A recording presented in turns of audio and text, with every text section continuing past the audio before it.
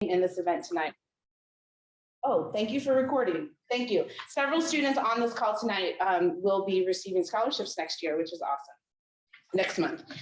So this year in 2021 to 22, 158 students from 54 area high schools participated in our program. We had 10 teams total. There were 6 in Seattle. There were 2 in Bellevue. There's 1 here in Tacoma, and there's 1 that was virtual. Our Puget Sound program ranks among one of the highest in the nation for the number of schools that are involved, which is pretty cool. So please note in your program, we have several seniors on these teams. Congratulations to all of them for their achievements. I'd also like to recognize one incredible student. His name is Anthony. He's on the virtual team, so hopefully you can hear me, Anthony. But Anthony is a 4-year ACE student, which means he did ACE for all 4 years of his high school career, which is a really incredible accomplishment. So congratulations to Anthony. We are thrilled to have had so the students are being mentored here in Washington by 169 of the brightest professionals from 59 area architectural, construction, and engineering firms. So the program is still somewhat new in Tacoma, and we're diligently working to grow by getting more schools and students and firms involved. So thank you for being here tonight. You are part of that effort to grow this in Tacoma. I would like to acknowledge the virtual ACE students and mentors who have called in tonight. We had one group of mentors and students commit at the very beginning of the year saying, we're going to do this virtual the whole time. Not a lot of us wanted to do that. Most people were excited to get back in person, but we knew that there was going to be a need for some students and mentors to stay virtual, and these guys were willing to just buckle in and go for it. So thank you. You've done a dynamite job staying engaged and active. I'll invite everybody who's listening over Zoom to go to the ACE Mentor website at acementor.org/Seattle, where I have uploaded a PDF copy of tonight's program. It lists all of the students. It tells you what order we're going to go in. It has some instructions for our seniors, other things like that for you to look at. So for anyone not familiar with ACE, there might be some of you, I'd like to take a second to explain how we got to this point tonight. Over the course of this school year, the teams learned about each of the disciplines of architecture, engineering, construction, and met sometimes even weekly with their mentors to work on a design project in response to a request for proposal. So there's a bit more about the RFP in the program tonight. You can see it outlines the student project for the year, which was a fire station. The RFP was written by our friends at Seneca Group, a local real estate development firm. And they serve to represent kind of the ownership side all year. So Seneca representatives visited all the ACE teams, they checked out their concept plans, they asked questions, they answered questions. So tonight is sort of like the student's final pitch to the owner. Here's the project that we've designed, we want it to get built, what do you think? So pretty exciting for the students. We also have the unique opportunity on this ACE call tonight to have a panel of judges participate in the Q&A along with everyone in the audience. So I'd like to quickly introduce our panel to you. First, we have here in person, Ryan Richmond. Ryan, I said it right? Okay, Ryan Richmond, who is a principal in charge of the Tacoma office of Swenson Safe Fage. It is his very first ACE meeting, so he has no idea that we're about to blow his socks off. So everybody, he's the one to impress her tonight. On the phone, I've got two other panelists. First, Leah Meir is an architect who was formerly with ZGF. I know that she's joined a new firm. She will be relocating, which is a bummer, but she has been an ACE mentor for many years. She saw the beginning stages of this fire station project. She knows everything about everything. So she's going to have kind of some scrutinizing glasses on as she's watching the presentations tonight. She's probably going to ask some tough questions. Okay. All right, Leah. Lastly, we have Nick Deedy. He's an associate principal with the Seneca Group. And if you remember, I mentioned the Seneca Group earlier. These are the guys that wrote the request for proposal. So he's here serving in the ownership role. He has previously served as a mentor, and he's been a panelist for this event in the past. He has seen his share of ACE, and he's ready to see a little bit more. So thank you for the panelists and the judges for participating tonight. We're also pleased to be here at PCS Structural Solutions. I want to personally thank PCS and their mentors, and especially their tech team for helping us make this hybrid presentation a reality. All my dreams have come true. Okay, a few logistics before we get started. I would like the audience to know that that beautiful sound bar right there is a microphone. So if you want to chat during the presentation, the microphone will pick you up and everyone will hear it. So maybe be watchful of that. Be mindful, speaker and a microphone. The restaurant facility or restroom is out in the hallway area-ish. If you would like to use it, you need to type in the code 2120 and then a star. I don't know what that means, 2120. See if you can remember that. If you need more information, you can come to me. 2120 and a star. Please remember to kind of silence your phones as we get going. We're going to hold a brief Q&A after each team presentation. The audience here is allowed to ask questions and we'll raise your hands. The audience over Zoom, you guys can ask some questions, type it in the chat box and we'll be monitoring that and then we'll make it all happen here in real life. Students over Zoom, when it's your turn to present, turn on your turn to answer Q&A, please turn on your camera so we can see your lovely faces. And lastly, to everybody here, please remain for both presentations and support each other and be respectful for the time that everyone has put into this event tonight. So it's always a good idea to check out competition, right? Okay, let's get on to the presentations. First, I would like to introduce our Tacoma team. Is going to go first. Do you want to say anything? No, yes, no? No. Our leader, our fearless leader was Bethany Brown with Sunson Saint-Fragé. Thank you to Bethany. She has led the charge to mentor the students this year, but let's take it away, Tacoma team.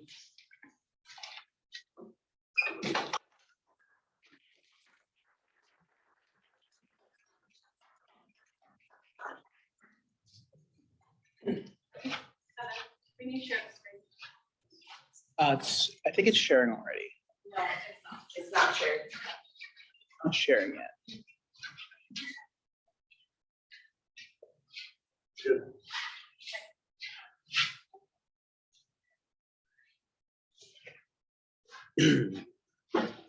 All right, good evening, everyone. We are the Tuesday Tacoma team, the ACE Mentor program, and we'd like to present to you our fantastic Fawcett Fire Fortress. Oh, is it a bit of technical difficulties?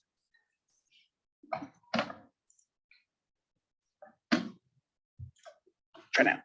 All right, now in the beginning of the year, we were introduced to our RFP, which were a set of deliverables for each discipline, as well as our project requirements for each team. So if I were to sum it all up, it would just be basically caring for our firefighters, as well as integrating the community and doing so in a sustainable fashion. Now, before I get started, my name is Angelo Obarquez, and I am the architecture team. And so for our fire station, it is located in a unique area. It is in the heart of Tacoma. So with that, we wanted to balance the history as well as kind of pay homage to all of the progress that the city has made. So our two biggest inspirations were the UW Tacoma Science Building and Union Station. We wanted to use the brick that's in Union Station as well as merge it with the glass and the metal that is seen in the UW Tacoma Science Building right there. So we wanted to give that modern and industrious look, but we also wanted to make sure that it's grounded and connected with the landscape around it. So for our community gathering place, we were going to use green roofs. And we also wanted to make sure that we preserve the slope of the hill that it's on. And that kind of gave us a bit of hardship, as it was hard to get that layout, especially when it's situated on that hill. Now, as I talk more about layout, we had two things we wanted to keep in mind. We wanted to make sure that our public was safe. And so over here, this diagram shows the green zones, which is safe for the public. For that yellow zone over there, that is the apparatus bay. And that red zone there is our contamination zones. Now, alongside that, we've noticed that a lot of the rooms, and basically all of the rooms, will be green. So we wanted to make sure that we would control the foot traffic, just so we can make sure that all of our firefighters can respond to an emergency and get into the apparatus bay as quick as they can. And if we zoom in on that first floor, you can kind of see that in effect right here. We had that yellow zone with that apparatus bay, and then the red zone over here with the gears and lockers. And for the public, they will have all of this right side to themselves. And our two biggest features here are the beanery, which serve as a cafe for both the firefighters and the public, and our auditorium right here, where the firefighters can do their classes, as well as the public being able to see any showings for movies or anything like that. Now, as we move to the second floor, the amenities for the public decrease. They have access to a green roof over here, which is more like a green patio, and they have a lounge over here, but it stops right by the training room. And to kind of help with that zoning, we have an entry solely for the firefighters. And one thing that I also wanted to point it out was that over here, we have all of the rooms pushed to the wall, just so we can have a hallway so the firefighters can go to the apparatus bay super efficient. Now, as we finally move to the third floor, we wanted to create a space that is just for the firefighters. So over here, this is just going to be for them, so they're isolated from the public, especially after a long days of work. So they have pool tables, sofas, all of their lodging over here, and they have the biggest green roof where they can have a garden and then dine over there, as well as just decompress and make sure that they can relax. And if you're having a bit of struggle visualizing it, we have some 3D models, and this is the exterior perspective. You can see that we really paid attention to the Tacoma Science Building with different sort of materials. We have a lot of natural light for the firefighters, and we have that mix between brick and metal.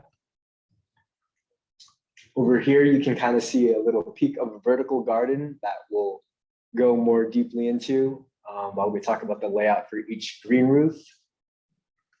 Right here, for the green roof over here for the public, we wanted to kind of emulate this sort of vibe where they would only be there temporarily, so the public can be filtered in and out.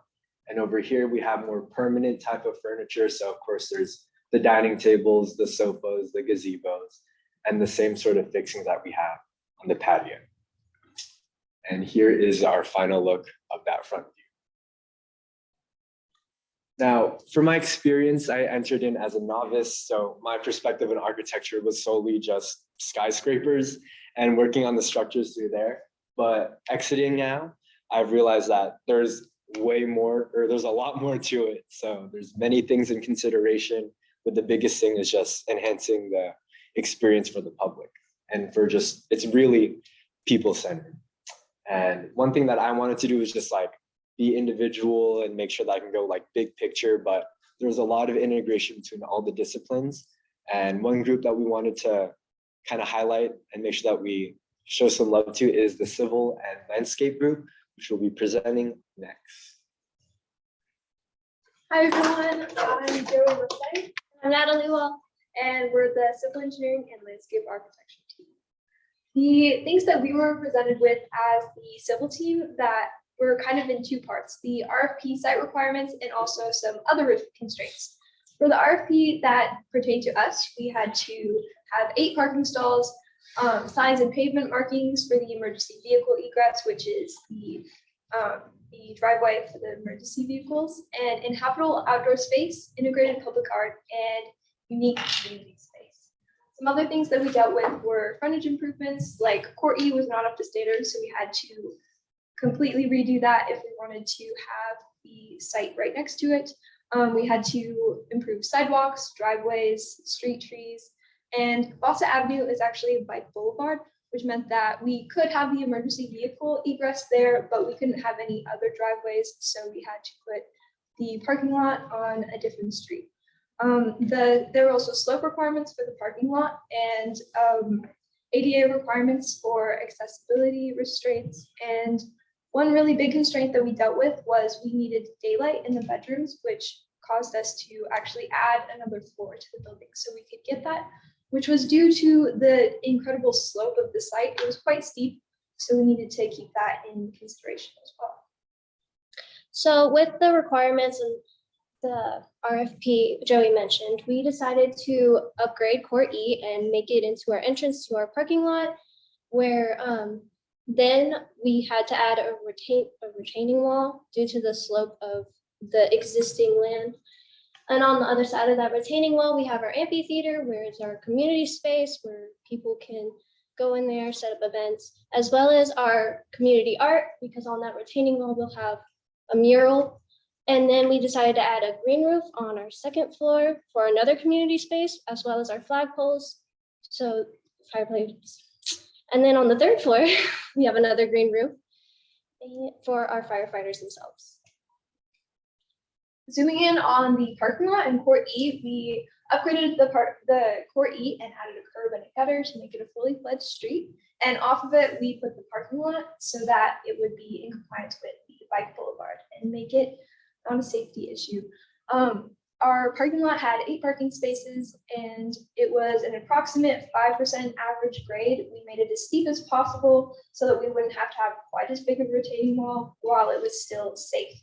We also added an ADA ramp off of that, connecting it to the main building, and that had some slope requirements as well.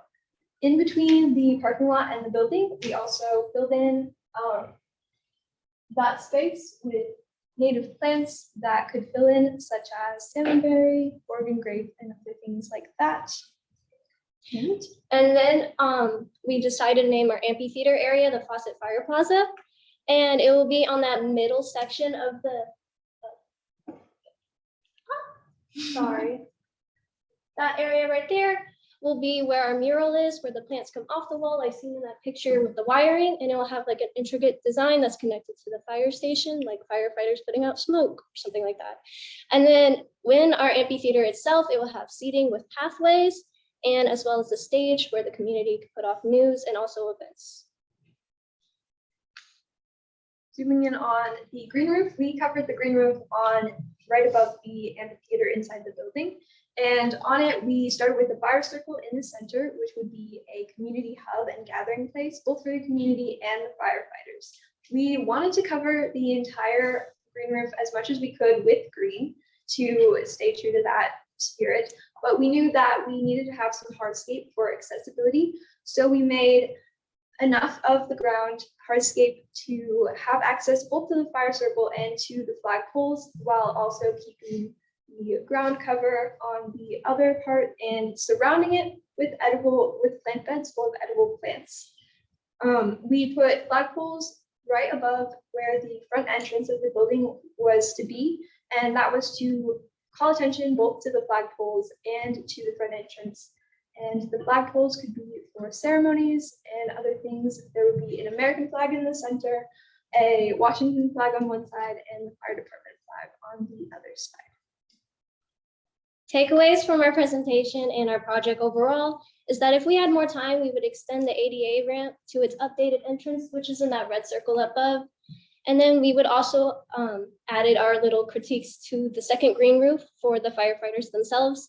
What we learned is how to use AutoCAD, which is like all these diagrams you see in our presentation, and what different plants Washington has and their strengths here, as well as ADA requirements. Some influences we took was the Facebook building, where they have many green roofs. And we also learned about flagpole length and the load requirements from the structural team, which you'll see up next.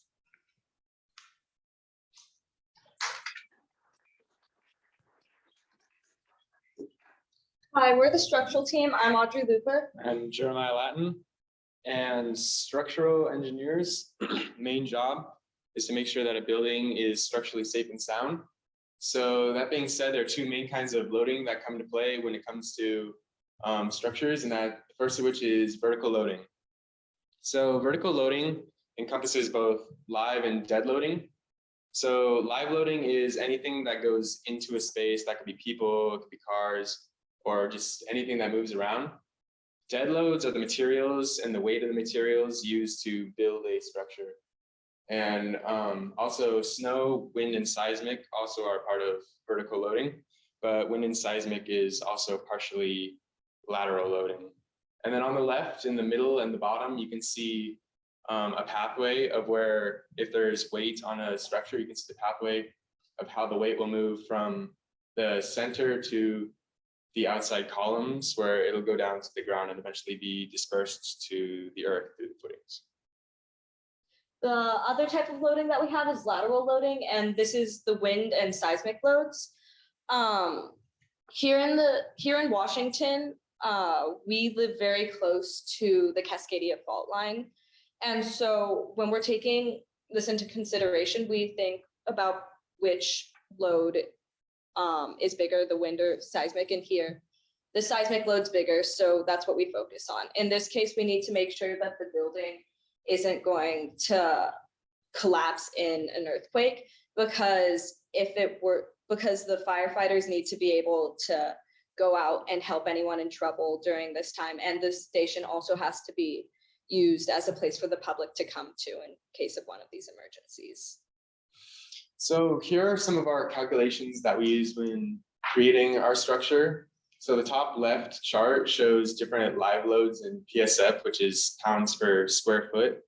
And so if you want to look really quick at the fire truck weight, which is the top weight on the chart, you can also see a chart on the top right, which shows the distribution of weight through the fire truck's wheels. So that's just a brief thing you could look at just to see the distribution of the weight. And then also the equations in blue show the different weights and the different sizes of the columns, beams, and girders that we use when building our structure. And they are designed mostly to help with shear, bending, deflection, and also vibrations. Like you've heard from both of the groups before us, we had a very steep slope on this project. And so because of that, we needed two different types of retaining walls throughout the project. During construction, we have to have a temporary shoring wall so that people can actually work on the site. And then during construction, there will be a permanent retaining wall built into the side of the hill so that the building is protected from any of the dirt that would fall on it. So here are some of our structural systems that we use in the building. The image on the right shows brace frames, which help with lateral loading against seismic and wind loads over time. So this shows over the 3 different floors how it could be the diagonal beams, how they could be positioned just to protect against the different elements that might come against it. Also, on the back half of the building where the hill is, where the retaining wall is, that's also used as a shear wall for the structure. So during all of ACE, we had a time crunch, so we had to be working at the same time as the architecture group. So these are some of our plans from earlier on, before we knew like exactly how many floors there were going to be or what exactly the layout is. And you can see some of our calculations on the side. You can see where our beams and columns are going to go, and just kind of what we initially thought we were going to do. These are, well, this right here is our plan for the foundation for the first floor. So the thicker, darker line in the very back is the retaining wall that's also being used as a shear wall. And then scattered throughout the plans on the inside, you can see some dotted lines, which are the footings. And then inside there are some darker dots, which represent the different columns and the placement of the columns throughout the building. This secondary floor plan is similar to the first in that it shares the same locations of the columns locations, except it doesn't have the footings because those are connected to the ground. This also shows the different girders and beams that will run through the horizontal and vertical lines to hold up the floor. The third floor plan is also really similar to the second in the columns and the beams and girders, as is similar with the roof plan as well. This is our 3D model of what the building's going to look like structurally. And this is also what the building's gonna end up looking like at some point during the construction process. You can see some of the brace framing that we have, along with columns, footing, and the retaining wall. And onto electrical.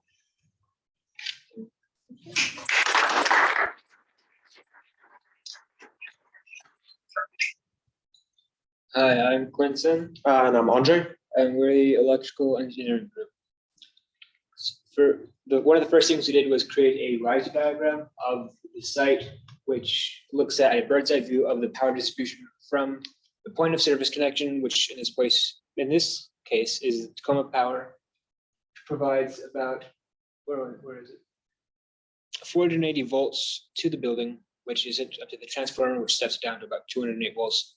That sends it through the automatic transfer switch, which in the case of an emergency will switch the building to an emergency power and pull from the emergency generator and perhaps maybe the solar panels. And then that runs into the main switchboard, which is the central distribution for power in the building, and which controls all the like light fixtures, outlets, and ceiling fans. And then that connects to the solar panels and the panel boards. And then our site plan, we looked at where we would be getting the power, which is from the nearest underground vault located on Fawcett Ave. And that orange line is the shortest conduit path from that vault to the MEP room, which will then be dispersed throughout the rest of the building. That little red box, the line coming out of it next to the MEP room, that's the emergency generator, which the automatic transfer switch will switch to in case of an emergency. This is the electrical room layout. Pretty much just shows where all the things are located in the electrical room. So that he just talked about. So things like that box with the T, that's the transformer. That's what switches power from 480 to 208 volts. And then next up we have the ATS, that's the automatic transfer switch. And then the MSB, that's the main switchboard. And then those, the two black boxes, those are the panel boards. And the panel boards are responsible for the pretty much the branch circuits. The branch circuits is devices from where the occupants of the building get their electricity for all their needs. What they are is pretty much like duplexes, quads, split wired, data AV receptacles. Those are pretty much just regular like outlets mostly. Then we have hardwired electrical connections, and those are pretty much also outlets that you can wire bigger equipment to, such as like washers and dryers and stuff. And then ceiling cord drops and floor boxes. And then this is the layout of the branch circuits. Pretty much all those red dots are all the devices that I just explained about. And then this is the second floor, pretty much same thing. And then this is the lighting design controls. For the lighting design and controls, we decided to go with smart lighting fixtures to increase occupant comfort and decrease the electrical power demand of the building. The types of controls we used were occupancy sensors, which is like motion sensors, so if you enter the room, the lights will come on. Daylight harvesting, which pretty much means if a light is closer to a window, it'll dim that light, so you're getting more of a natural light and using less power from that light. And task tuning, which is pretty much just manually dimming or brightening a light. And this is the first floor lighting design without any of those aforementioned controls, which would be taking about 13,950 watts from the utility. The second floor with no controls, which would be taking about 18,900 watts. First floor with controls would only be taking about 10,810 watts, saving about 22.5% of power. And the second floor would only be taking about 50,040 watts, saving about 20.4% of power. Okay, and the Seneca Group's owner's representative was interested in the solar panels, so did some research on that. We use something called the PV watts calculator.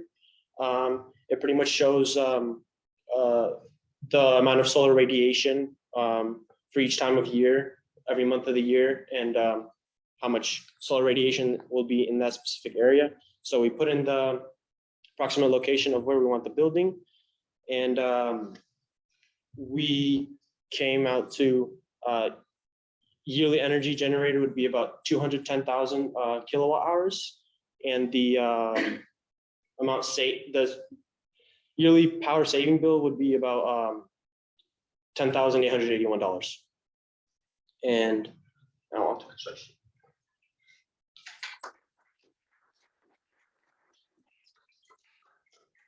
Hello, I'm Marcus. I'm Cookie, and this is the construction team. So first we have the timeline, and from here to here is like, this is the beginning of 2022, goes to New Year, goes to end of 2023. Even though it's like almost July or say June, we're presenting as if it's only the beginning of 2022.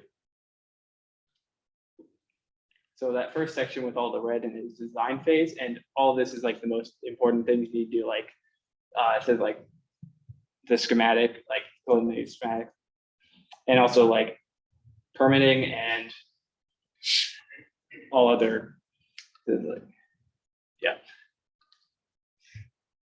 All right, so we tried to estimate ahead of time the project schedule, and this is what we came up with. The stars are when important things are done, and the red there symbolizes when the rainy season starts. Now, the big thing about the rainy season is it's like really hard to actually do any construction there. The ground is wet, everything's wet, it's Washington. It's just impossible to get anything done. So that means we'd have to stall until way over here. And the problem with that is inflation and escalation. And I'm sure you guys have seen it with like gas prices and stuff like that, but that just gets really expensive. And that'll overall drive the cost of everything way up. And I think inflation is like 19%, escalation is like 3%. So if we could get it done before the 16th of October here, then that would be absolutely wonderful, which in the last slide, we helped achieve by overlapping different things. And these things are all, as my friend here said, different things like SEPA and different documents and paperwork. We were able, we scheduled that to make sure that we get that done before this. And then here's the target value budget. Basically, we took the overall cost from fire stations and similar projects, and then we put them all into this graph. The things up here are different things like construction and electrical and different costs. And the blue is how high the cost was or how low, and the green is exactly where we want to be. So this is the budget. Yet again, we tried to predict what the architecture team would do. And we found these for different things, so like design, general conditions, stuff like that. And we found that it was a bit overboard. However, that was because we put some into contingency, and we can easily subtract from contingency if we didn't need it. And then my friend here. This is like logistics plan for actually constructing it. Like first you have the laydown area, which is where we put like trailers of just construction materials. Also have construction entrance. This is where you go in to put the construction materials down. Have the building area where the building's going to go, and then you have a fence around it so people don't, go into construction sites when they're not supposed to.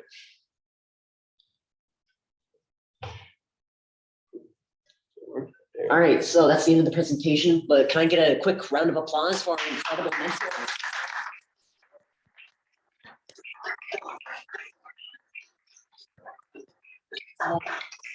Any questions?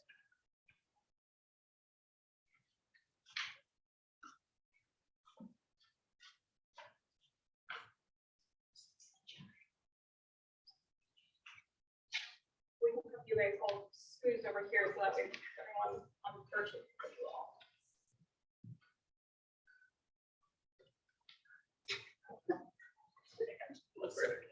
Got a question. Yeah, that's the question. Structural team, you mentioned working simultaneously with the architects, and there were some challenges with that. What were those challenges? I guess to all of you, what was the biggest challenge of working simultaneously at the same time on one area of your presentation while someone else is doing the same thing on another area? I think the biggest challenge was just being able to keep up with all the changing in the plans and making sure that we always had like as updated a plan as we could, so we could keep working with that. The biggest difficulty was definitely just trying to figure out how to balance virtual and in person, because our addition of the third floor didn't really happen until like a few weeks ago. So yeah.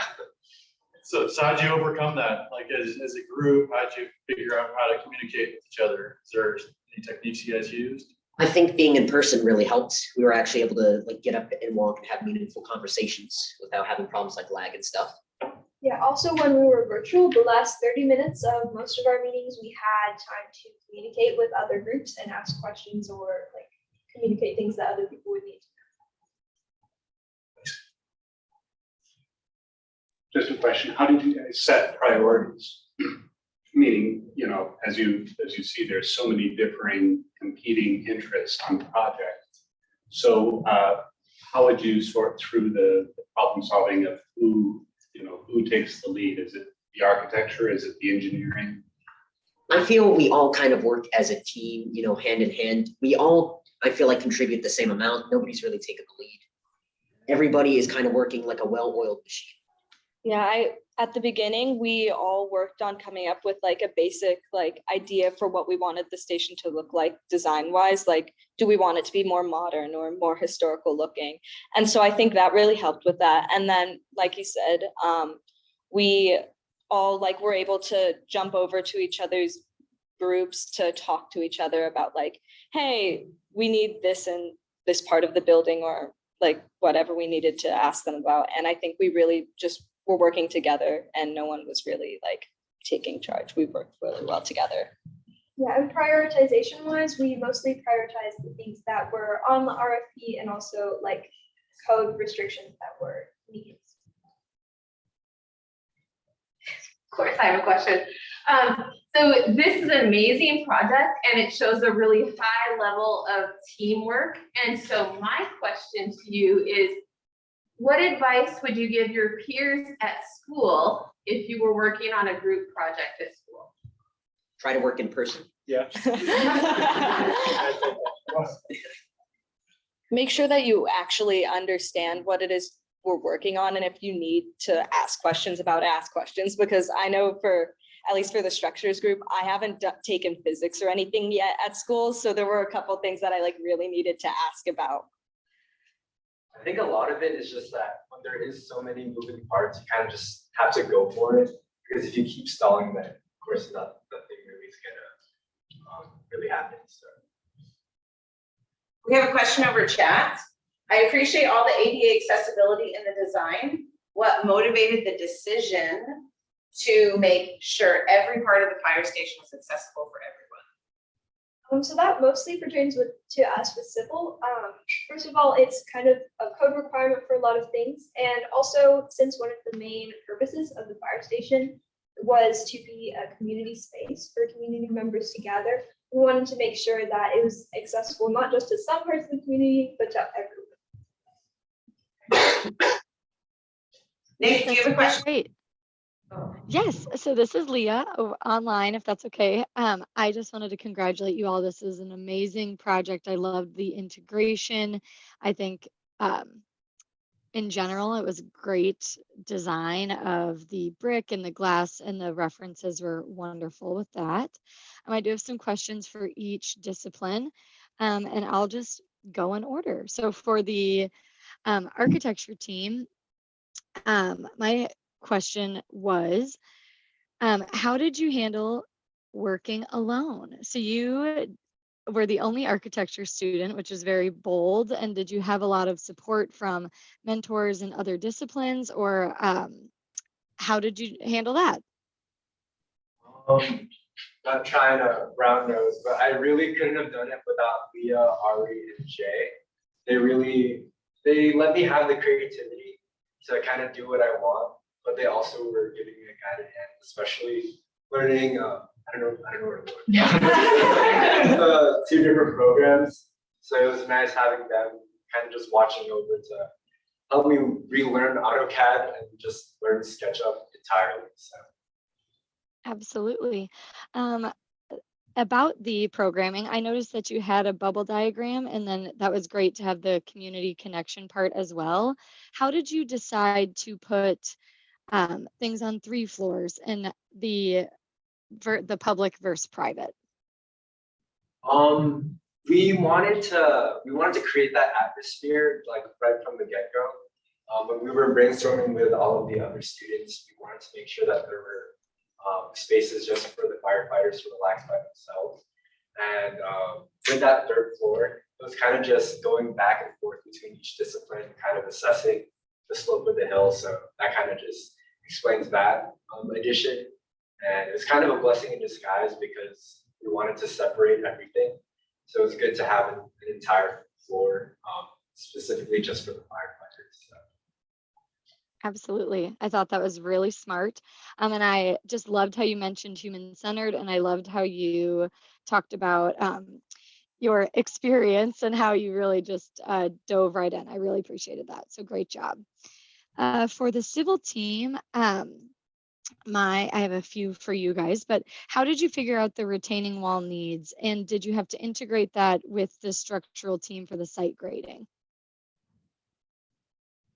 We figured out that we needed a retaining wall because we were looking at the grading of the slope in Civil 360, I think it's called, and realized that we wanted to put the parking lot on level with the Court E, but it could only be a certain slope. It could only be like 5% slope average depending on where it was in there.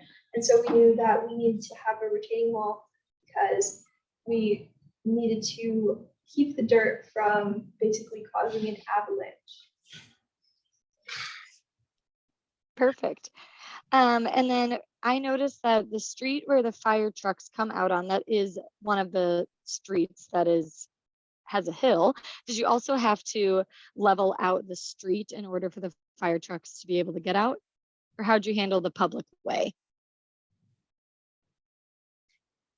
For the emergency vehicle egress, we made that really wide so that the different vehicles could get out together if they needed to, and made sure that it had enough turning room. But the slope wasn't too crazy that it would be unsafe for them to get out because of that. Okay, great. Thank you. I also loved how you did lessons learned. I think you guys did a great job with the ADA access on the site, and I loved the retaining wall seating area. So that was awesome. Great job. For the structural team, this is a kind of related to the architecture, and I think this is great for the integration, but was having the apparatus bays on the lowest ground level a structural decision? Because you could have had them on the upper bays and had them enter not on a hill. So I just want to hear a little bit about that. I'm sorry, could you repeat the question? I didn't actually hear the first half of it. Oh yeah, no problem. Was having the apparatus bays where the fire trucks are located a structural decision, or what would have happened if the fire trucks were placed on the upper level of the building? Having them on the lower level kind of just helps with, it made it a lot simpler, I think. Because of the weight of all of the vehicles, having it on the ground level like makes the whole building a lot simpler structurally, I think, just because you have that concrete floor there. And if you had it on a higher level, you would have to have a lot more support, and you have to take into account all that weight. I think that's a great answer. Go ahead. I don't want to interrupt, but I think I remember we were talking about putting the apparatus bay at the top. But one thing that was stopping us from doing that was just the ground in Court E, because it wasn't fully like street paved. Yeah, that was so true. it wouldn't have helped with the retaining wall and having all that material that might collapse the building or hurt it in some way. Totally. No, I think that makes perfect sense. I think you guys did an awesome job going through the lateral loads, and I really liked how you touched about it's a safe space. Of course, during one of the traumatic events like an earthquake, not only for the fire station workers, but also the public. So great job. Okay, electrical. Were there any special considerations for a building that needs to be on 24/7? Do the public zones also need to be 24/7, or can those be turned off at some times? I think that it should probably be on for 24/7 because you don't know when an emergency happens. So if you turn the power for the building off, then and an emergency happens with the power of the building off, then you're not going to be able to use that in the case of the emergency. And the explanation of that. Yeah, no, I think that's great. And I really enjoyed the cost effectiveness of the solar panels. I think that was great. I think any savings for a building owner is even more reason to put them on. So I'm really happy that you included that. Okay, and last but not least, the construction team. How would you deal with the schedule delays for rain? So typically in construction, there's always some sort of schedule delay. So, and I know I really, really appreciated that you put in the rainy season, but how would you deal with that if it did go into the rainy season? What we'd probably do is we'd probably order the materials during the rainy season, like before it gets way too expensive. And then we'd probably keep those in like maybe some sort of like storage house or warehouse. And then we'd bring them back out again once it's more dry. Okay.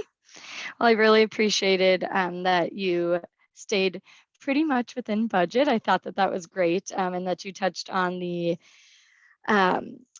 inflation and everything going on right now. So overall, I think you guys did an awesome job, great job. I think this is a beautiful design and it is very well integrated. So thank you all.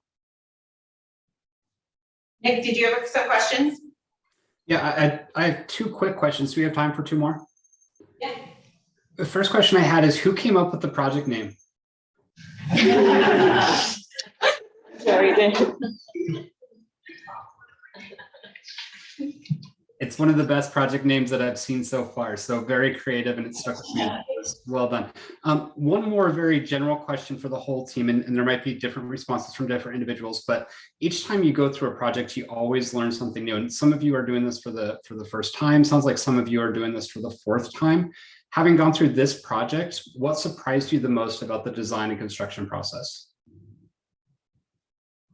I personally had never even heard anything about architecture before I went into this. What surprised me the most is the fact that there's just so much money in these buildings. I was not expecting such big numbers. It was very impressive. I don't get how architects and like the whole team can kind of handle that much pressure. Because if they mess up, that's like millions of dollars down the drain. One thing that surprised me was how much math is also in architecture. Because I'm a senior and I was thinking about different majors and I wanted to avoid engineering as much as possible because of all the math process, but can't run away from it. So.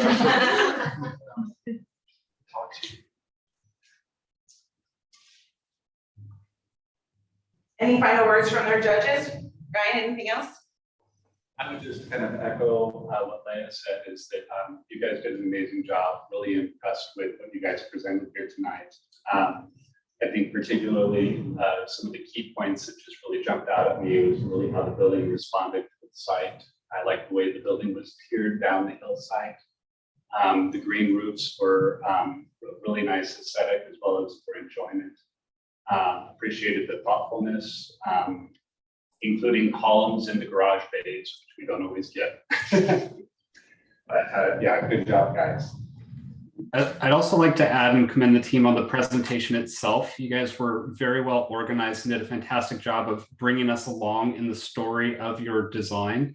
It was not dissimilar from a lot of design presentations that I regularly attend, so it was a really fantastic job. And you had the unique challenge of having to present to an audience that's both there sitting in front of you in person and us virtually. And that's something that's hard to do. It's becoming more and more the norm, but I've been in that position and it's hard to do, and you all did a really excellent job. So great job on your presentation. Thanks, great job.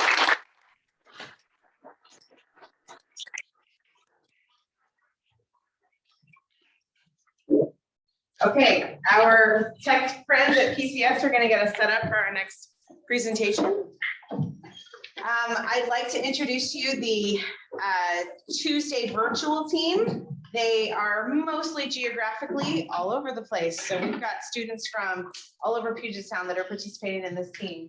Our leaders are Eric Loftus with KPFF Consulting Engineers, and Katie, I think it's Bowsinger, I hope I'm saying that right, and she's with ZGF Architects, and they're both based out of Seattle. They've got students from everywhere. So we are going to start it for just a second to make sure everybody virtual can hear the sound, okay? You guys let me know if you have any problems with that.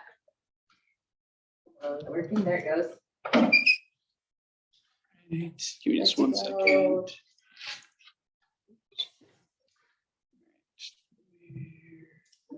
Can you guys see the video or not yet? I'm still working on sharing it. There we go. Oh, you need to click share audio.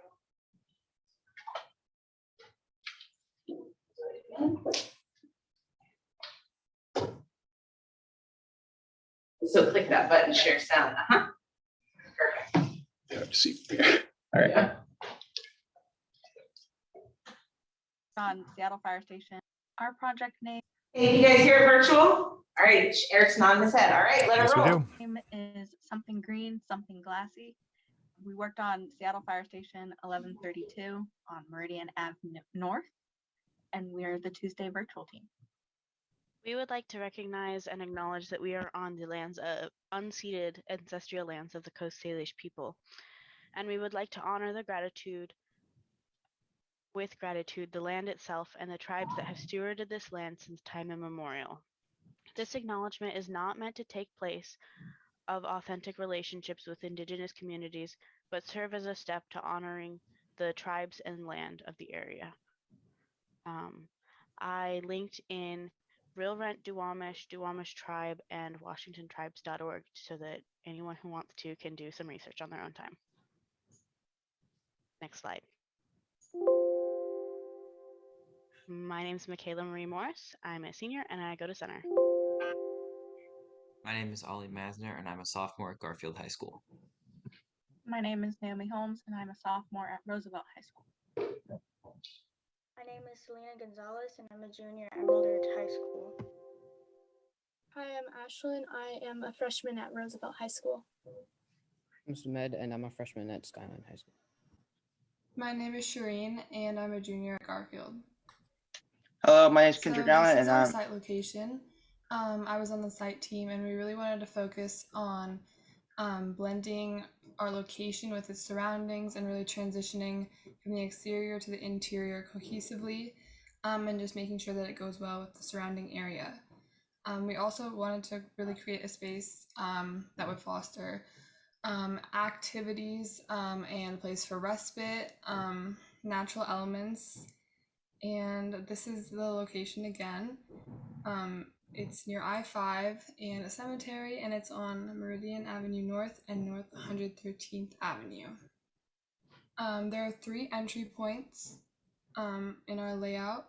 There's one for the firefighters, the top left one labeled in blue. The lower one is the main entrance, and to the right, that's the community entrance. All right, so for our site plan, we have a flagstone paving entry path in blue by the main entrance. We have a grass block parking lot that will help reduce stormwater runoff.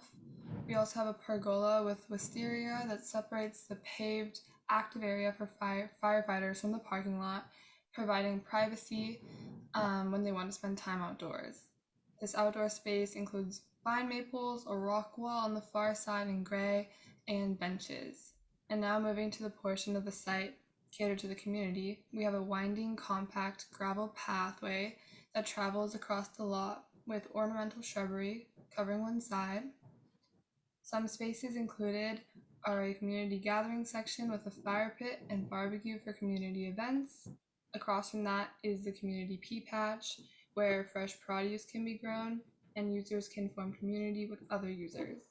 Below is an outdoor playground with equipment for younger visitors and a small grove of trees, including several native species such as Venus dogwood and Persian ironwood.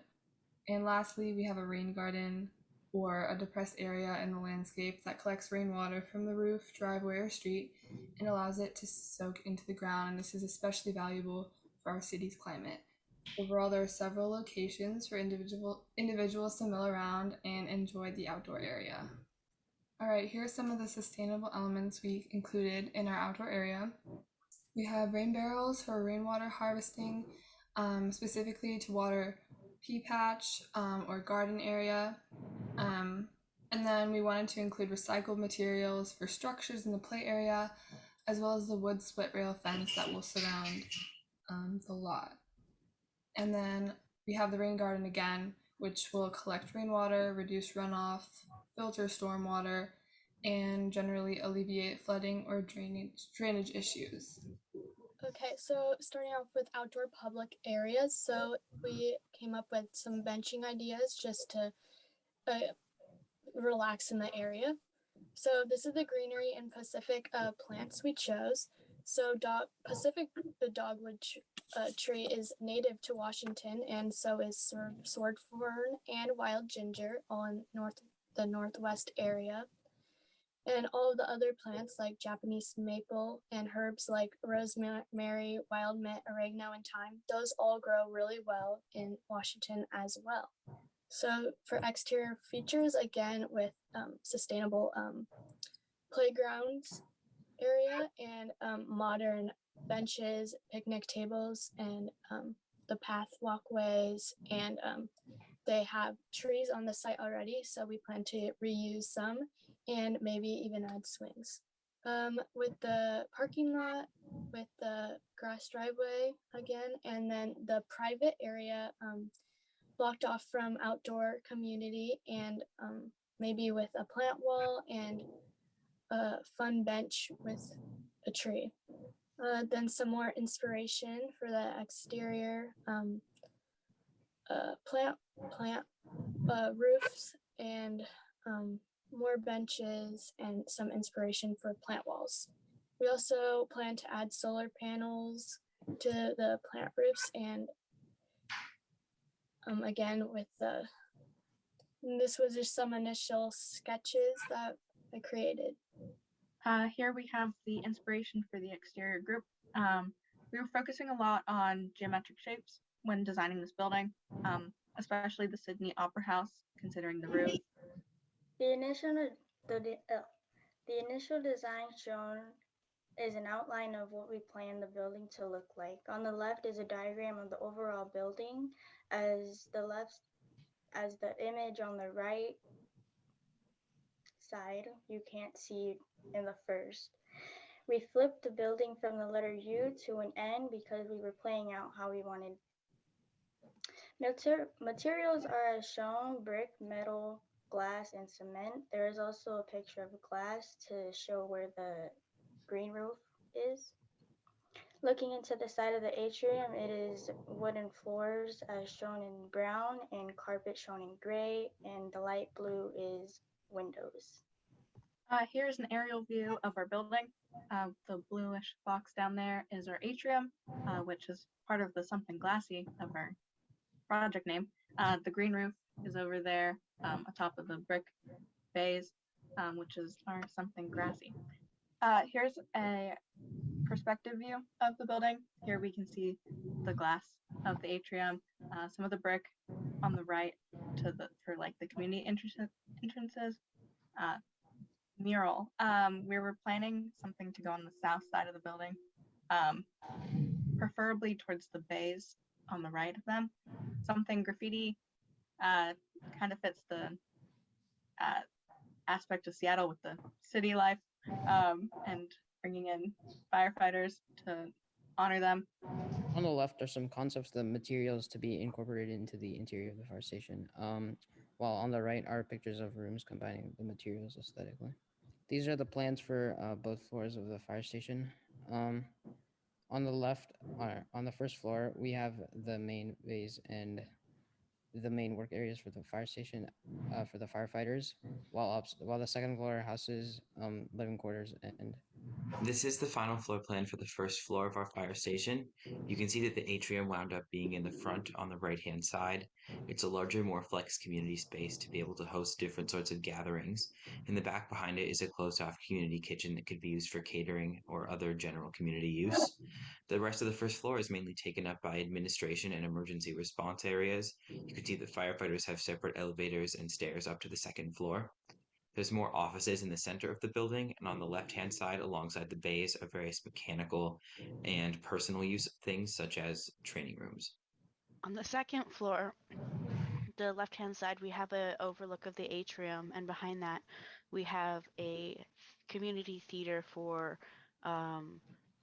music events and maybe some art events in the space, along with some community bathrooms. Beyond that wall there is the firefighter space, where we have some offices and some bedrooms and respite spaces. On the right-hand side, we have a lot of colors for our common areas and our community areas, which feature brighter colors. And then throughout the other areas of the fire station, there are more grays and muted color tones. And then here is a similar deal. We kept the bright colors in the community areas and kept the darker or more muted tones on the bedrooms and offices and kitchen. A quick note before we start looking at renderings. Some of these renderings are based on an older model, so you might see some differences between the structure of this model and the ones that were presented as the final model minutes ago. One of the biggest changes is that there is no longer a second floor walkway separating the two areas of the atrium. That is one of the parts pictured in this model. So these renderings are provided just to show you a potential style and flow of what the decoration and interior of the atrium space in the fire station might look like. This first image is looking down on a smaller room off of the entrance, which no longer exists, but this is where the main part of the atrium would be, towards the front of the building. You can see the upper floor walkway, and you can see that these renderings are furnished and set up for a more formal community gathering, likely with a meal and some kind of event. There's all sorts of different seating sizes and various group spaces. This is an image showing the second floor overlooking an open floor plan dining and kitchen. In our final models, the kitchen is separate at the back of the community space. So if you can envision just a wall cutting it off there, that's where that would be. You can see that it's set up for more dining. This model has 24 seats set up, as well as some more flexible community space where people could sit in groups and watch or participate in a less formal event. This is a ground floor shot of the same open floor plan dining and kitchen area. The majority of this space will be shifted towards the front of the model, and the kitchen will be closed off in the back. This is a space that we could potentially involve some more community art in. The paintings along the brick wall on the left could be replaced by something that was either one larger mural or several smaller paintings created by members of the community. You can see that this space has several different sizes of group space, such as 2 top tables, 4 top tables, chairs, and a larger sofa so that people can gather in different sizes in groups. All right, on the top half of this image, you see a lot of the bedrooms for the firefighters while they're staying for their shift. And then in front of those spaces are respite areas for the firefighter. I tried to make those areas as unique because imaginably they won't be exactly the same. People are going to bring in different things. And then on the far right, you can see what is a model of a captain or higher ranking officer bedroom there. So it has more space in it and more windows. And then in the center of the 2 rooms in front of the bedroom, there is a laundry room for the firefighters to do their laundry. This image shows the living room and some of the kitchen. This is a lot of space for the firefighters to enjoy themselves away from the community and feel safe and secure. So I tried to include calming colors, which are blues and cool tones. This is the conference room, or one of the conference rooms. So you can see it has a nice big table in the middle with a TV so that people can share their screen or whatever they need to do in there, with some nice greenery in there that is hard to see. Hello, we are the structural engineering group, and we were in charge of designing a structurally sound structure for the fire station. And we were in charge of making sure to take into account loads and materials in order to make the building last as long as possible. I'm Andrew Hatton, and I go to Rogers High School. I'm Candace Deep, and I go to Inglemoor High School. Bosri, I'm a sophomore at Inglemoor High School. I'm Carter, I'm a junior at Mercer Island. I'm Rhiannon, I'm a senior at West Seattle High School. I'm Brandon, I'm a junior at Shorewood High School. So, as I was saying about taking into account loads, There are two types of load types that affect a building. There are gravity loads and there are lateral loads.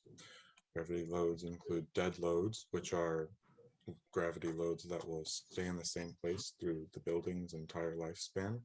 Examples are the roof or the walls. And there are live loads, which are gravity loads that move, will move, or might move through the building's lifetime. That includes people, furniture, elephants, etc. There are wind loads, which are lateral loads caused by the wind in all directions, which is a major thing to take into account in windier areas.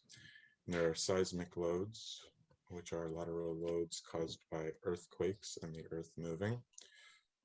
And you have to design for any size of earthquake in case of that event.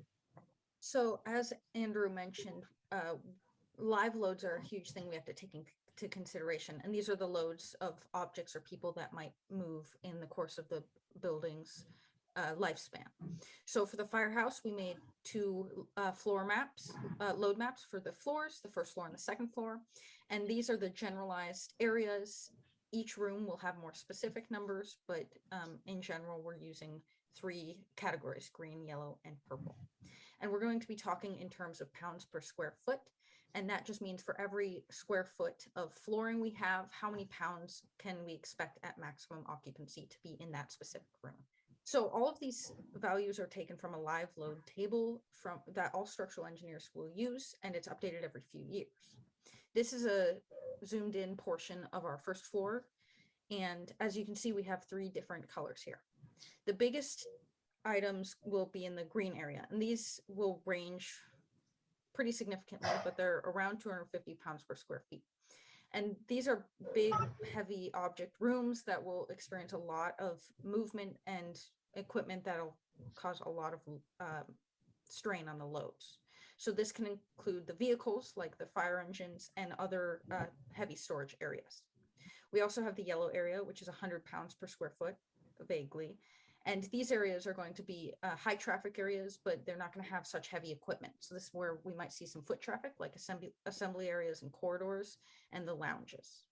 And then finally, we have the purple areas, which are more private areas that won't see very heavy traffic at all. And so these will be restrooms, bedrooms, and offices. So for the material types, we narrowed it down to 3. The advantages of steel is it's available in different shapes and also strong in the stiffness and tension, and the material is mostly recycled.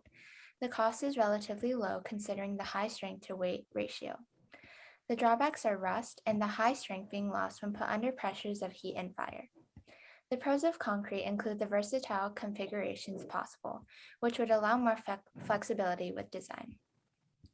In addition, it is good with dealing with fire and has a high compressive and tensile strength because of the steel. The cons is that the labor is intensive and the material isn't environmentally friendly. Lastly, wood material is always available and cheap, easy to work with, low weight, and a renewable source. The only disadvantage is that wood tends to have lower strength and it is known to be anisotropic, which means that the strength differs depending on the direction of measurement. We decided to choose wood because it's the most aesthetically pleasing and environmentally friendly, which was one of the most important factors considered. Using more natural resources like wood helps reduce the amount of toxic chemicals that are released, which contributes to the title of being environmentally friendly. Okay, so for beam design, every shape has a certain strength, and the most common shape is the W shape. Strengths of beams are based off of properties such as beam length, material strength, section depth, thickness, cross-sectional area, and rebar, but rebar is just for concrete. So like I said, W is most common shape for beam designs. It's most commonly used for steel beams, but since we're using wood beams, we use the W shape because it's the most efficient one. And these shapes affect how the strength is calculated for the beams. And I thought it was important to note on the slide how force is transferred. It's basically transferred from the floor to the beams, to the girders, to the columns, and finally to the foundation. Hello, my name is Aaron. I will be talking about beam layout. I am from Seattle Lutheran High School. There are many different types of beams, but our group wanted to use glulam because We were wanting to use more wood in the build. For the build, we are using 24 and 12-inch I-beams and rectangular girders. The beams and girders will depend on how long the area will need to be covering and how much weight there will be. Weight is transferred from the girders to the I-beams and then to the pillars, and then from the pillars into the foundation. This will be changed depending on where weight is located and how far beams will need to be spread apart. Thank you. So I'll be doing lateral design and shear wall layout. So for lateral design, there are lateral forces, and those are earthquakes and wind.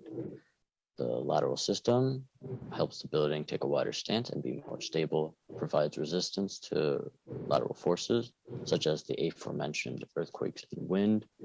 It prevents collapse or significant damage to the building and allows for the occupants to remain safe in the event of strong winds and earthquakes. And since we're using wood, we will be using shear walls, and more specifically, the materials that we'll be mainly using for the shear walls is plywood.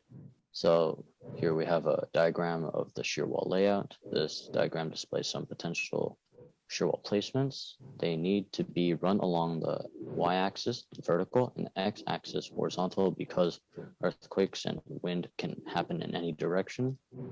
Other shear wall placements are recommended to be similar in size and placement. They also must be on the interior because of the glass windows used on the outer walls, and we do not want the shear walls to block the view. And we will need to coordinate with the architects for the best placements.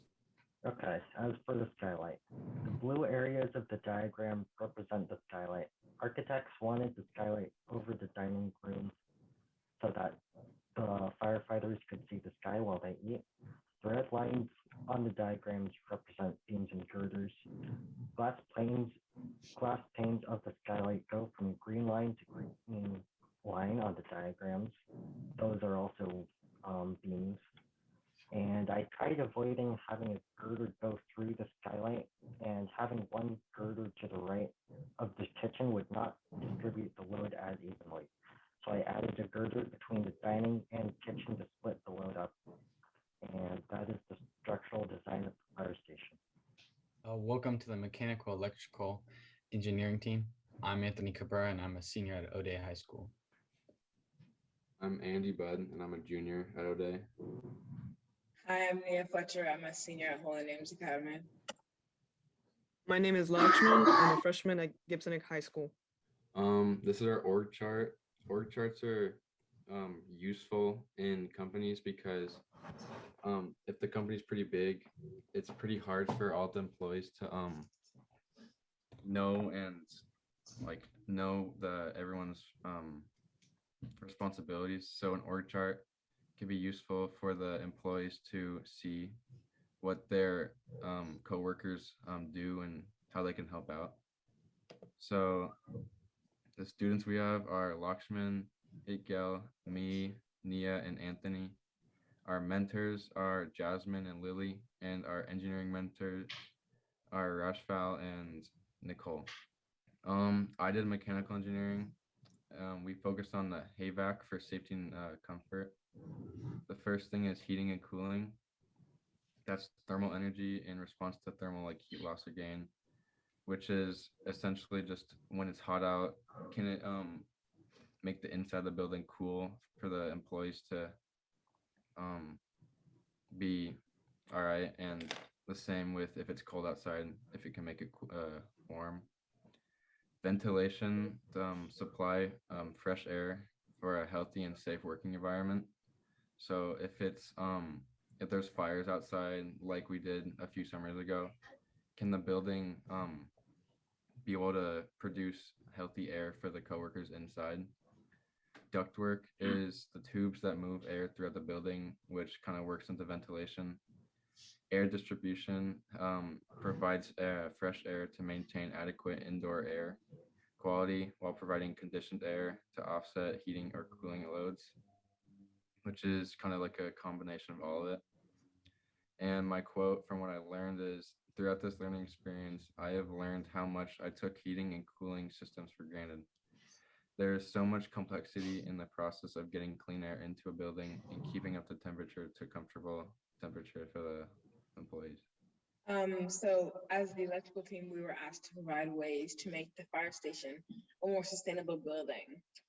I've learned through ACE that buildings generate nearly 40% of annual global CO2 emissions, and that emissions from vehicles specifically contribute to about a third of all US air pollution. One way that the fire station can be more sustainable is through employing an entirely EV or a hybrid fleet. To help create that shift in vehicle type, we will make sure that the electrical system for the truck bay can supply enough energy to provide 480 volts of power to the car chargers. We plan to use an overhead charger in the bays so that the chargers can be accessed from various places in the bays to decrease trip hazards and to keep a neater space. The procurement slide helps outline, and the procurement is an outline to help us understand the process of getting different electrical materials on site, typically for the most important materials. The procurement is also a way for the general and subcontractor to communicate between each other, and also helps the subcontractors to stay on track with dates. These would be the light fixtures, solar panels, transformers, electrical panels, generator, and mechanical disconnect. Each one of these different materials has dates that need to be requested by, approved by, and released by.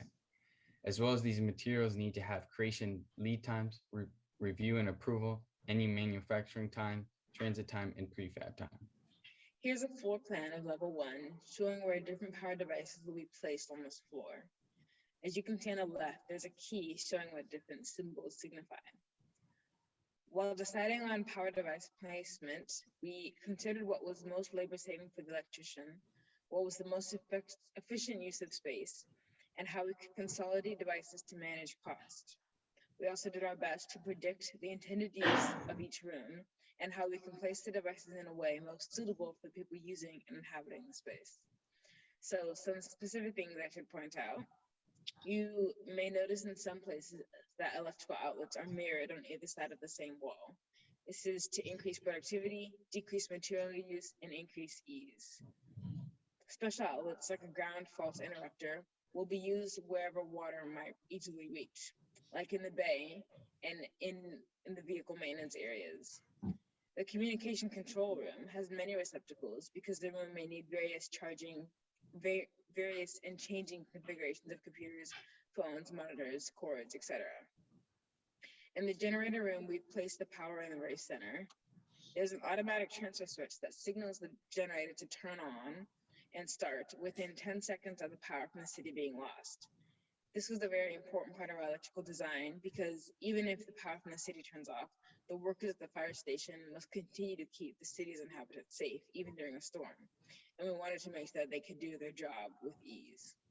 You can see that the black power outlets are emergency power outlets, meaning that the backup generator will be supplying these outlets with power in the event of loss of electricity from the city. Only essential outlets are left running, like those in the communication control room, while excluding those in the workout rooms. This is the power branch diagram for level 1. Just a little bit about power branches in general. A branch circuit is a sort of road for electricity that takes and distributes power from the city through the main service panel into individual circuits and feeds electricity throughout the structure. Each branch circuit is started with a circuit breaker, which is an automatic switch that protects the circuit and house from overload or overcurrent.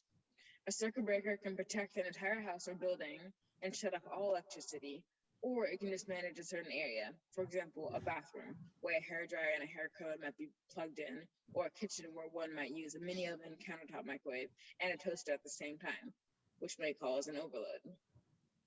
The light blue lines shown are where the wires will be put into walls or through the floor.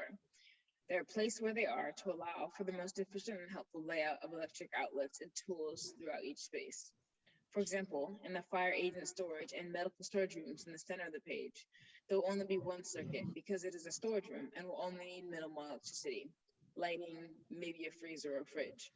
However, in a room like the atrium, more electrical lines will be placed in the walls and floor to make them more functional and multi-purpose space.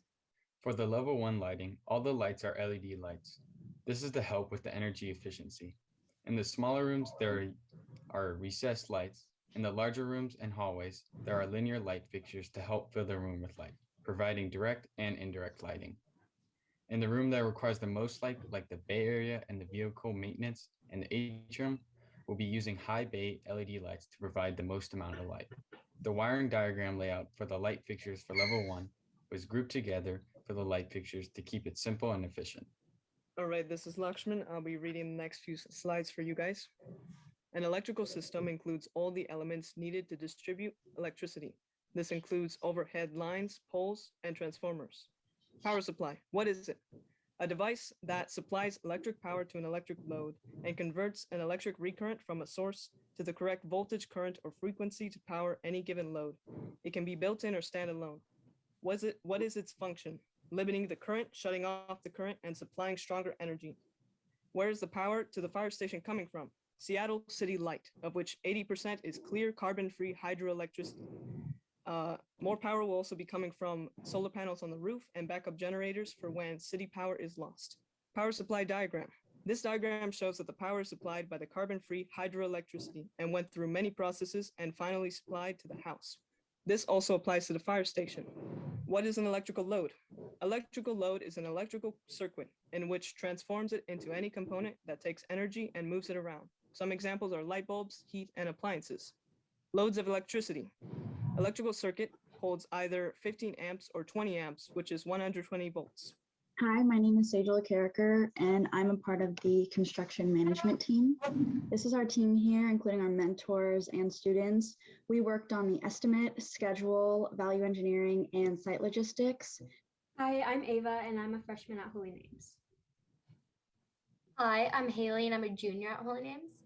For the schedule of this project, there will be 3 main sections, which include pre-construction, phase 1, and phase 2.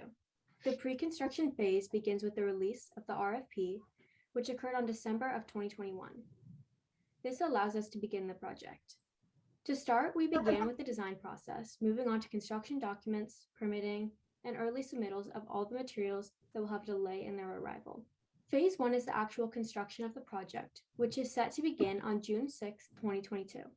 This will begin with the demolition of the site area and creation of the substructure, foundation, and structure steel framing. After the foundation is finished, we will move on to the exterior siding, wood framing, installation of the GWB, and the TEP weather. Phase 1 will take about 35 weeks. Phase 2 will begin with all of the rough-ins. Moving on from those, we will begin with the interior installation, ceiling systems, and generator installations. Once those are finished, we can begin to work on the exterior and interior designs, including painting, O&M, sidewalks, planting, irrigation, landscaping, and commissioning. Once that is finished, we can move on to caseworks, punch lists, final clean, and finally the final city inspection. Phase 2 should last about 35 weeks, resulting in the end of the project occurring on December 31st of 2023. This slide breaks down the estimates for direct costs. The total came to be about $12.8 million, with the most expensive aspects being the superstructure, roofing arch, and electrical systems. Indirect costs include estimated cost escalations and potential contingencies. Along with inspections, fees, permits, and more, we put a percentage on different aspects to account for potential unforeseen costs. This brought our overall cost of our building to be about $15.8 million. This brings us to the importance of value engineering. Our target cost was $15 million, which puts us $800,000 over budget. To bring costs down, we discussed eliminating non-essential design aspects, such as replacing tile with laminate and wallpaper with paint. This would just scratch the surface. Although opting for cheaper, ultimately less green electrical systems would help offset the cost, it is not ideal as our big part of our building was sustainability. In order to find a compromise to this challenge, I opted to present the idea of eliminating the electric fire truck fleet and the charging ports. Although not ideal, this would almost entirely bring us back to budget. Hello, I'm Sarah Varghese and I go to Decatur High School. I helped organize the trucking routes for this project. As you can see on the slide, the routes shown in red represent the inbound trucking, while the routes shown in blue represent the outbound trucking. There are a lot of possible routes for this, but the routes decided on are the most efficient and orderly. They are also safer and involve more open straight roads as opposed to windy roads that have more turns, which would be more dangerous. The routes presented here were overall chosen for basically being more safe and efficient than the other routes. Following alongside the key here, we have our site plan. We have 2 material laydown areas to spread out access to materials, 2 personnel gates for easy access as well, multiple sani can and hand wash stations to maintain cleanliness, temporary electrical right outside the site for availability, a fire hydrant very close to the center of the site in case of emergency, our sediment fence right outside a construction fence to keep everything well kept, and our pedestrian and vehicle access on the west and south sides of the site so they're not in the way of workers. Our office trailers are away from busy construction action, and our crane is set in the center for total access to the entire foundation. Our parking spots as well are close to and far away from the site, located for convenience. Other aspects such as dumpsters, first aid kits, strain and tree protection, and AED are spread out along various locations around the construction site.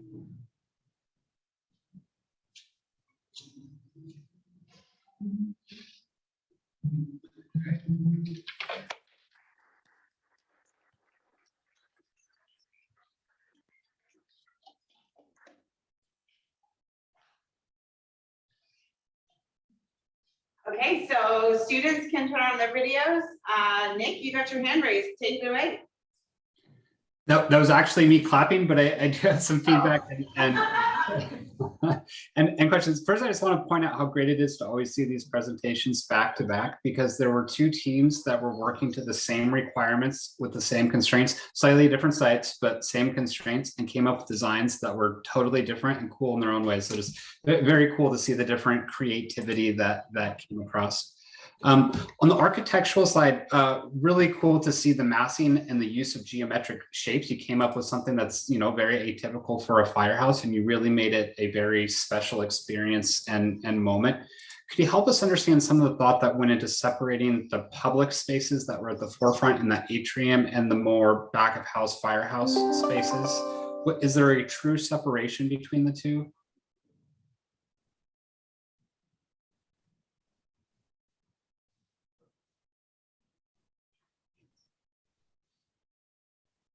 Maybe an architectural question, and I apologize, when you were presenting, I was squinting and just couldn't quite see the wall layout. It's not so much I think that there might be a separation. It's more separated by the offices. So more so in a figurative kind of like a sense, like if you're in a public area, you're probably not going to walk into the offices and through the building. So more flow wise, would you think to stop? Sure, great.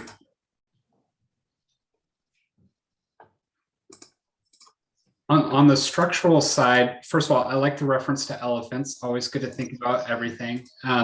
A couple of questions. On the structural and architectural side, I saw a need for coordination in 2 different ways, and just interested in what conversations took place. One is, it was a very unique structural system that you use. You're using wood that we're starting to see much more of. And there's a unique architectural opportunity when you have things like glue lamps and the way in which you expose them and highlight them and make that part of your ultimate aesthetic. And then I also saw a need for coordination, looking at a lot of the glassy elements that are really cool architecturally and really challenging structurally. So what kind of coordination and discussions happen there? Well, from the structural viewpoint, we did try and coordinate as much as possible, but like with the other group, we had a lot of time constraints, especially because there were so many of us and we were virtual. So while we did discuss all of the elements a little bit before we added them, there wasn't as much discussion as we would have liked. So that's definitely something we have to take into more consideration. Great. And just as the owner, thank you to the MEP group who are taking a look at lead times. That's something that we think a lot about these days. And when you look at our very short schedule, it's something to very much think about early on in planning. So appreciate you guys having the foresight to think through that. And then on the construction management side, appreciate you looking into things like contingencies and escalation. It's also something that we spend a lot of time thinking about, and highlighting the fact that we did have a budget overage, which was going to cause a problem. And you didn't just come up with the easy solution to say, take out the things that we all want, but you're really creative in thinking through some things that might be palatable for the owner and design team to take out and get us within budget. So great work.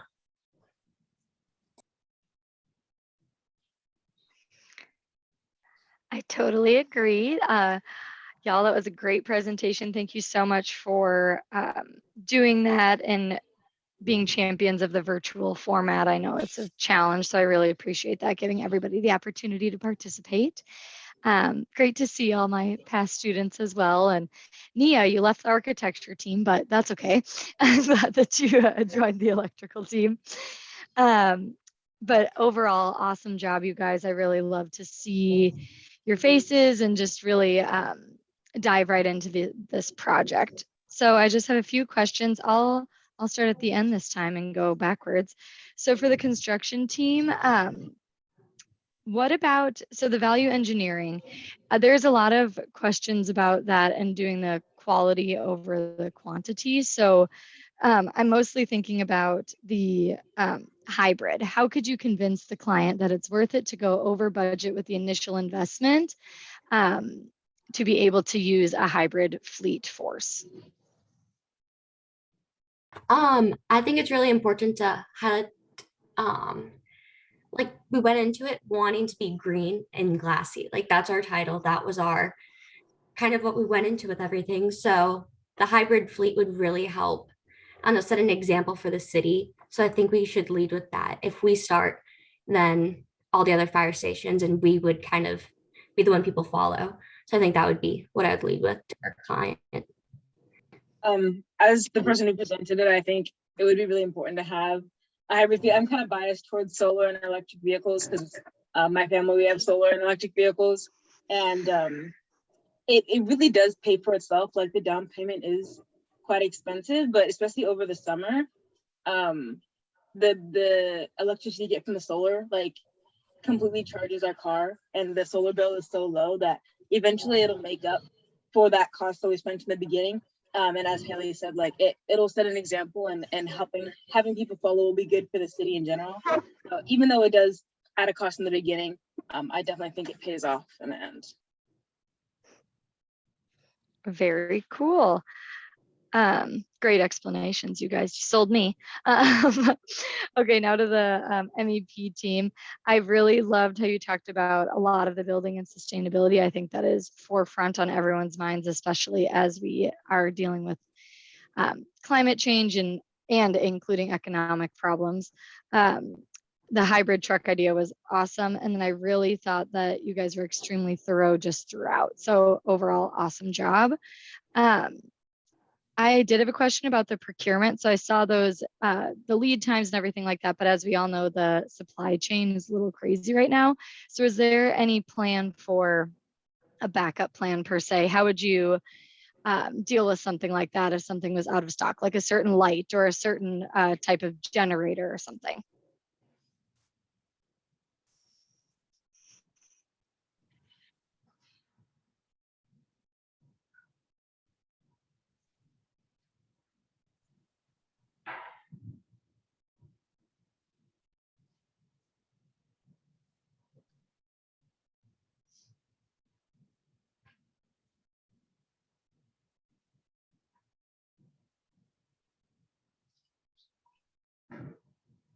I would say in this situation, we would move on to the next best option.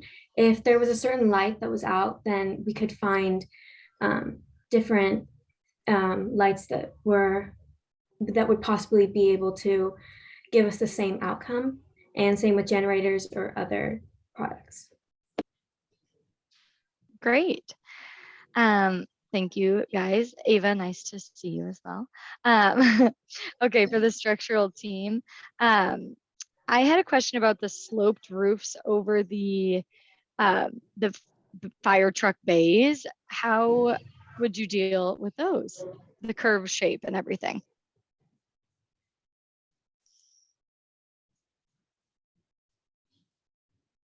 So obviously with that, there would have to be a change in design and our beams would have to be different and whatnot. But taking into account the fact that their roofs, they're not holding up any other floors, it wouldn't be as huge a factor as if some other part of the building was changing shape.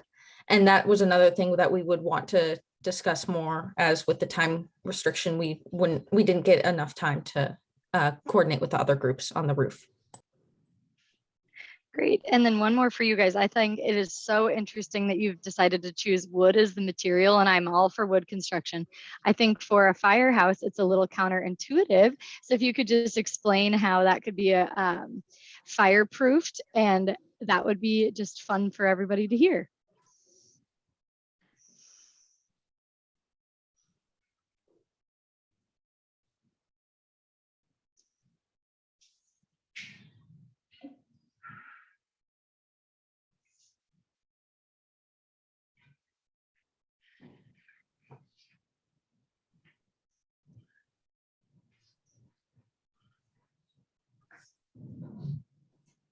I was waiting to see if anyone else was able to answer, but it looks like I'll go again. So for fireproofing the firehouse, obviously wood is not the most obvious answer, but the nice thing about the firehouse is you're going to have the resources to put out a fire pretty quickly, even if it did occur.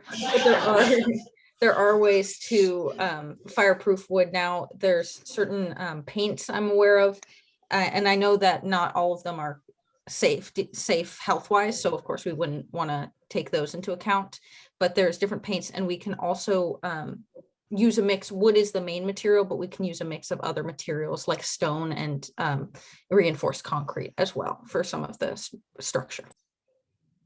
Awesome. Great job. Thank you. Okay, and for the architecture team, great job. I think the design is awesome. I loved architecture and interiors team and site team. I think you did a great job. The renders were beautiful. I actually don't even know what program that was. They looked great, and I am very intrigued by what you guys did. I think the interior renderings were beautiful as well. Okay, just a few questions for you guys. So how would you deal with this fire truck being in a very residential neighborhood? And like just more the site consideration. So with the houses nearby and the loud sirens, and then with the park across the street as well.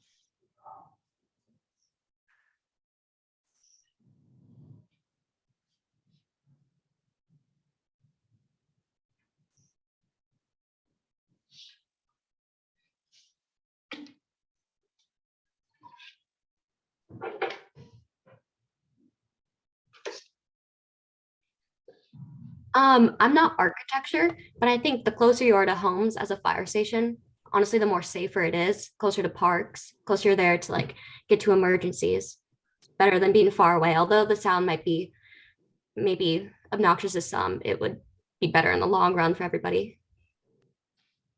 Also to add, the location of the fire trucks, we tried to make it so that as they left, they would leave and they wouldn't have to run through the residential, so it would at least limit the noise. Also, as like a side note, it is close to a busy street, so additional noise is probably a normal thing that they hear. And a park is a park. They're gonna enjoy having their kids be able to play somewhere, and especially in the middle of a busy city, and being able to be in a safe area by like people that are to protect us around them. Yeah. I also Awesome. think that Thank you. Just because we've got these community spaces in the fireplace, trying to make sure that, I mean, this will be more the people in the building as well, but as a team, we've tried to make this building a place where the community can come and gather, and through the architecture, make it a place that the fire station can merge and interact with the community, hopefully form an isolated so that if it's noisy 1 or 2 days, or if there is a lot of ingoing and outgoing traffic, that those conflicts can be resolved peacefully and they have a place to come and give their grievances. Yeah. Awesome. Thank you. And then we'll do one last one. How did you deal with the height of the fire trucks? is it just higher floor to floor heights for that apparatus bay, or did you have a different design idea? Considering it was just more higher floor heights. That could also vary. We could make like a step. That wasn't something that we got to talk about as a group as to if we want to make the bays just higher. That's the time constraints. Awesome. Well, Naomi thank said you we didn't- guys. Great job. Oh, sorry. Go ahead. Sorry, I had one more thing to add. As Naomi said, we didn't have time to discuss this as a group, but in several of our reference images, there were pictures of firehouses with a gently sloping downwards driveway towards a bay entrance.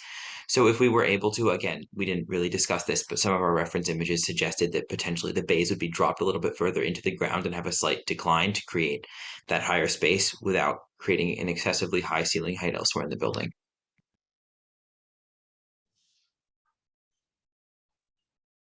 I think that's a great idea. I truly, yeah, those are great. Thank you guys. It was great to see your project, and I am hoping to see a lot more from you guys in the future.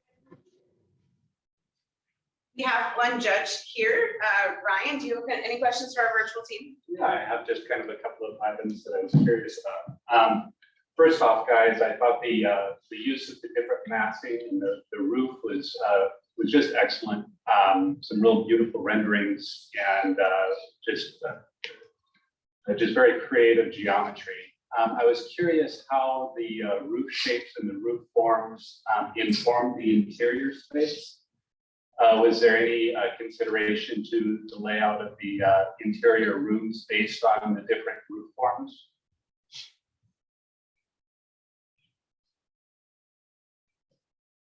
Sorry, are you willing to repeat your question? Your audio cut out a couple times, or maybe if somebody else heard it online, they could repeat it. The audio cut out a couple times during the question. I'll shift locations here. I was curious with the roof forms that were going on and the different geometry of that, if that informed the layout of the interior spaces.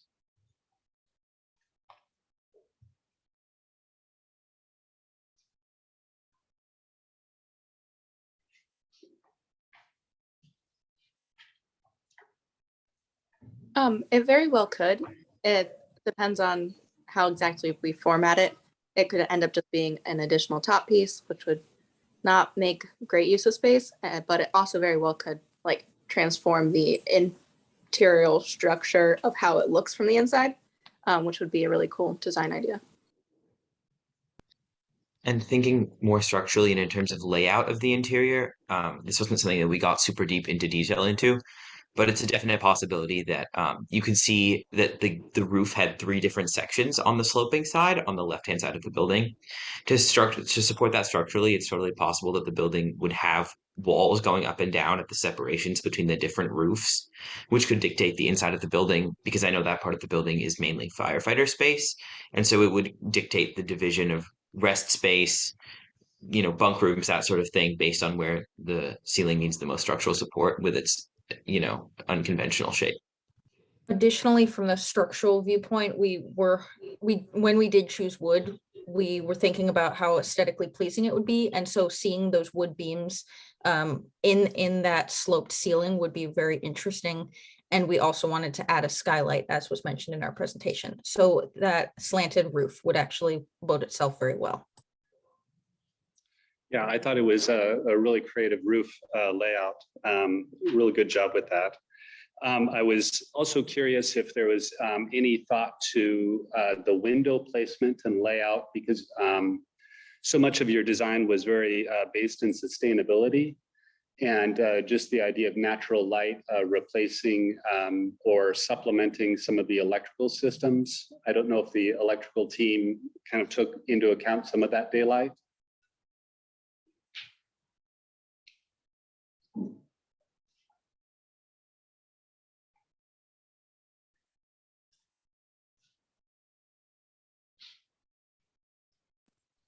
I'm not too sure if electrical, but at least for architecture, our idea was to have natural light for at least all of the rooms if they were closed off, especially in the bunk rooms, because it's kind of suffocating being in a room and there's no windows. and you have to sleep there. And definitely lots of natural lighting in the lounge area so that it would feel more open to the outdoors. As for the electrical Yet team, ag- I think we. Oh, go ahead, Frost. Oh, thank you. Yet again, adding on to Naomi, another thing, not necessarily about structural, but more in design, we wanted to utilize that natural light to sort of, it wasn't represented in the renderings because the program we used, actually the Sims 4 is what we used. It's more limited in terms of displaying more individual building elements that would be more custom and that kind of thing. But we wanted to use it to have plants and that kind of thing to create sort of using that natural light to like influence the interior space and sort of bring the outside in with all the windows. Well, good job, guys. I love the care that you guys took, especially around the firefighters' quarters. Especially the use of color between the public space and the kind of business areas, I thought was just very thoughtful. Your overall use of sustainability kind of filtered its way through kind of all the aspects of the design, which I thought was very commendable. And yeah, just overall, good job, guys.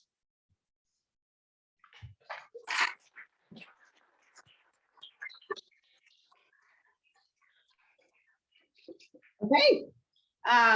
So these designs were incredible, very impressive. Good job to the Tacoma team and to our virtual team. Every year, just the event gets better and better, and I like it so much better in person. So we had a successful hybrid event tonight. There's no doubt that the future of the built environment is in good hands. Before we go, 2 quick things. My final pleas to you. I will first direct you online. Find us on Instagram or Facebook or LinkedIn. Like us and follow us. We put things that are going on with the program, opportunities for students, scholarships, summer camps, all those kinds of things are listed to keep in touch. And then lastly, we have estimated that we run a $1 million program here. Most of those funds are donated in terms of mentor hours and mentor time, but there are things that we need to pay for, insurance and overhead and this and that, and we are a 501c3. So if you feel inspired, feel free to make a donation. All of that's tax deductible and goes to overhead costs and to scholarships to students. Congratulations to all of the teams. Thank you for being with us as we celebrate our 20 years. Another thank you to PCS for hosting us, and a thank you to DPR Construction. We have some cookies and refreshments for everybody who's here in person, and we will see you next year. Have a great summer.